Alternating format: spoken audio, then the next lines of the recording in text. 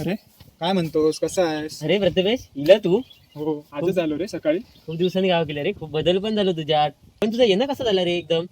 अरे सगळ्यांचं अचानक प्लॅन ठरलं आमच्या हा. कंपनीमधून. हा कोकणात फिरायला जाऊया. हा म्हटलं कोकण काय आपलंच हा. बरोबर. त्यांना बोललो चला आमच्या जवळ कोकणात. बरं झाला त्या निमित्तानं तुझ्या आमच्या कोकणात तरी पाय लागले. अरे तुमचं आमचं काय, कोकण आपलं आहे. अरे जसं तू म्हणतोस ना, कोकण आपलाच कोकण हा. पण त्या आपण टिकव होया. तुम्ही आता काय करतात, कामाधंद्याची आणि मुंबईत जातात, सणाच्या अटी येतात गावात. सण केलात मुंबईत गेलात, मग आपल्या कोकणात काय राहिला? तुम्ही मुंबई कमवण्यासाठी जातात, पण आपलं कोकण पण पैसे देऊ शकता रे. तुम्ही शिकलात, शेती करून पण आपण पैसे कमवू शकतो. हो, बघ, हा ह्याचा मी विचार केलाच कर तू. नव्हता रे.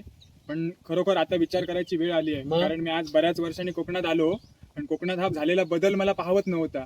हे रस्त्याचे चौपदरीकरण बघ. झालं, ह्या मोठमोठ्या बिल्डिंग इकडे उभ्या राहिल्या, पण हा कोकणात जी झालेली जंगल तोड, ह्या निसर्गाची भयंकर रास होते. आपली ही माती आहे ना कोकणची, ही आपली आई आहे. पण हे कोकण त्या आईची कुसा, आणि त्या कोकणात आपल्या सामावून ठेवलंय ना, हे हो. आपण टिकवू गया.